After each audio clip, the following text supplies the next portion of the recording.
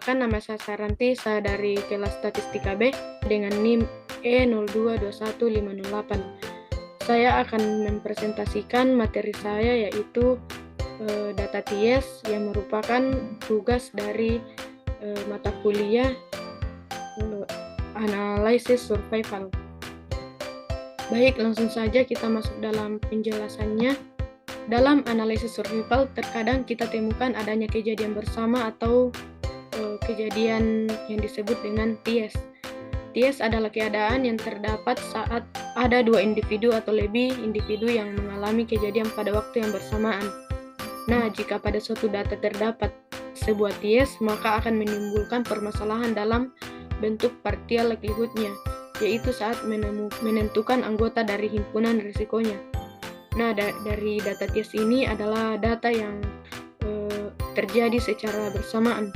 Nah, sebagai contoh, akan kita ilustrasikan pada tabel yang ada di bawah ini, yaitu dengan I adalah individu KI dan TI adalah waktu kejadian untuk individu KI.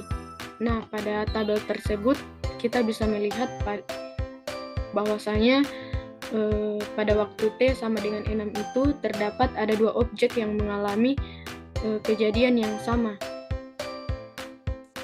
Nah, di sini kita tidak ketahui objek yang mana yang mengalami kejadian terlebih dahulu. Nah, untuk mengatasi hal tersebut, terdapat 3 metode alternatif untuk mengatasi TIES yang ada pada tabel tersebut, yaitu dengan metode partial likelihood Breslow, partial likelihood Efron, dan partial likelihood Exat. Pada penelitian ini, pada materi ini saya menggunakan metode partial likelihood Efron. Nah, langsung saja kita masuk materinya, yaitu metode Efron adalah metode yang memiliki perhitungan yang lebih sama halnya dengan metode Breslow. Tetapi metode Efron ini lebih akurat perhitungannya daripada metode Breslow, terutama ketika ukuran dari himpunan berisiko untuk waktu kejadian bersama.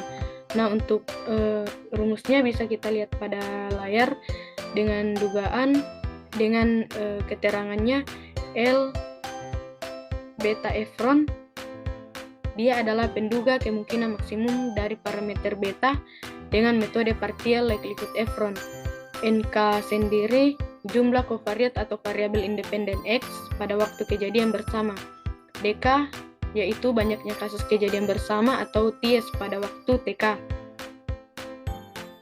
RT himpunan resiko semua individu yang belum mendapat kejadian pada saat tertentu. DK sendiri adalah himpunan individu yang mendapatkan kejadian pada waktu KTK. Nah, untuk uji proporsional hazard menyebutkan bahwa ada beberapa pendekatan yang dapat kita lakukan untuk pemeriksaan asumsi proporsional hazard, yaitu dengan pendekatan grafik length dalam kurung min length ST, dengan uji goodness of fit dengan residual skull fit. Nah, untuk profesional hazardnya, estimasi parameter beta J dengan J sama dengan 1 sampai P pada model regresi shock professional hazard dapat dilakukan salah satunya menggunakan metode maximum partial likelihood estimation atau MPLE. Metode MPLE hanya mempertimbangkan peluang individu yang mengalami kejadian saja yang disebut partial likelihood.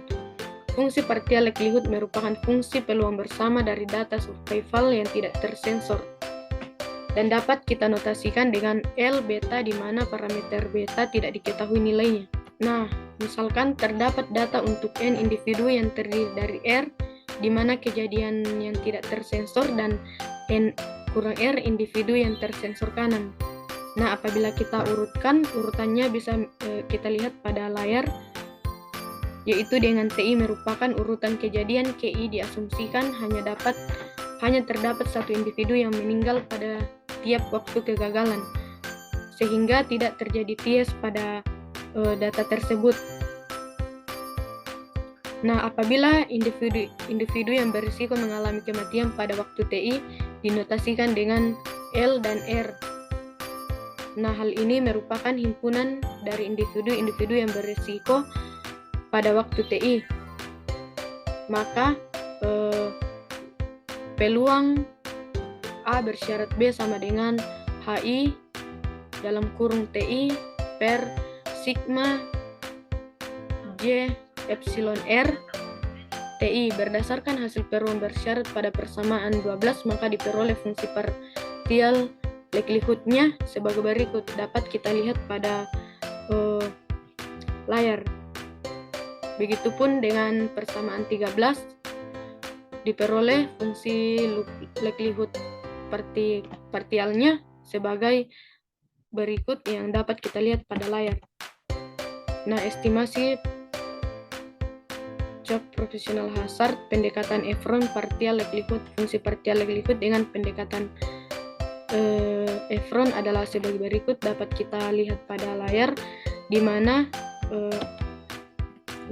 TI-nya merupakan himpunan individu yang mengalami event pada saat TI, dan RTI himpunan individu yang berisiko mengalami event pada saat TI, dan individu yang mengalami TIAS banyaknya TIAS, dan DI adalah banyaknya TIAS yang teramati pada saat TI. Nah, dari persamaan 15 diperoleh fungsi likelihood partial likelihood-nya sebagai berikut yang dapat kita lihat pada layar.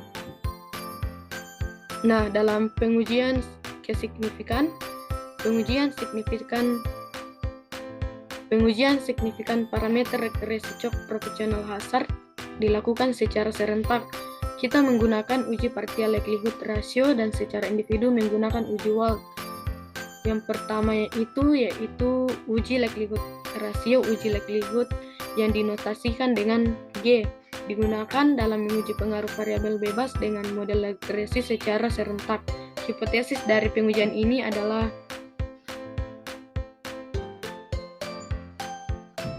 beta 1 sama dengan beta 2, beta P sama dengan 0, A1-nya minimal ada 1, beta J tidak sama dengan 0, dengan J sama dengan 2 sampai P.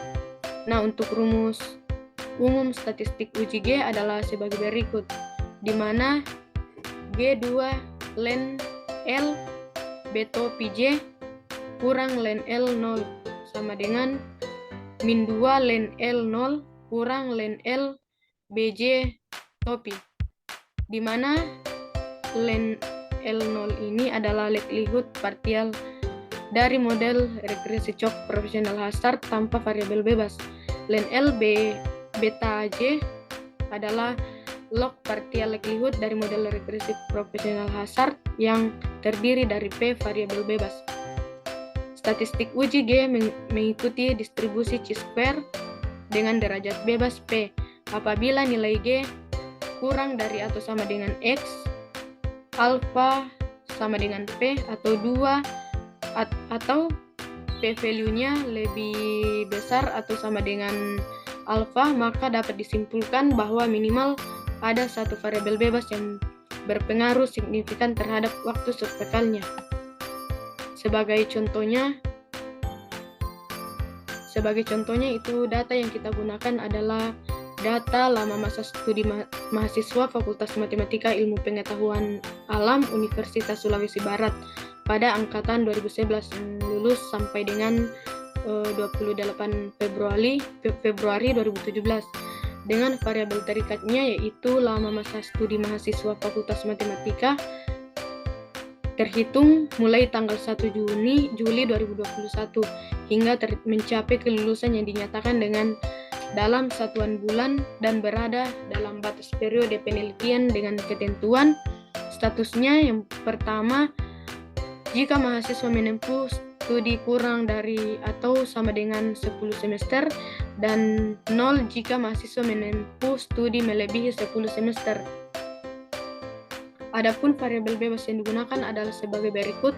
Yang pertama itu adalah jenis kelamin, dan dengan kategori X1-nya 1 untuk jenis kelamin perempuan, 0 untuk jenis kelamin laki-laki. Daerah asalnya X2 dengan kategori X2 1 untuk 1 daerah asal dari luar Samarinda dan dari luar Majene, dan untuk daerah asalnya dari Majene sendiri. Sumber pendanaan X3 dengan kategori X3-nya itu yang pertama sumber pendanaan dari beasiswa bidik misi dan nolnya itu untuk sumber pendanaan bukan dari beasiswa bidik misi. Yang IPK-nya 4, estimasi parameter model CHOCS dengan pendekatan Efron partial likelihood. Langkah pertama yang dilakukan adalah membentuk fungsi partial likelihood dengan pendekatan Efron yang dapat didefinisikan sebagai berikut yang dapat kita lihat pada layar. Nah, untuk selanjutnya kita membentuk fungsi likelihood partialnya dari L beta sehingga diperoleh sebagai berikut. Nah, untuk rumusnya pun bisa kita lihat pada layar, dan setelah membentuk fungsi log partial likelihood, selanjutnya menentukan turunan pertama dari len L beta terhadap BJ yaitu sebagai berikut. Dan dapat kita lihat pada layar. Nah, berdasarkan hasil turunan partial kedua yang diperoleh dengan pendekatan Efron partial likelihood, dapat dilihat bahwa fungsi tidak dapat diselesaikan secara analitik. Untuk mendapatkan hasil estimasi masing-masing parameter pada kasus seperti ini, maka metode literasi numerik dapat digunakan sebagai salah satu cara untuk membantu menyelesaikan proses estimasi parameter tersebut. Salah satu metode yang sering digunakan yaitu metode Newton-Raphson. Literasi Newton-Raphson untuk mengestimasi parameter model CHOCS dilakukan dengan bantuan software R. Sekian dan terima kasih. Audio Jungle.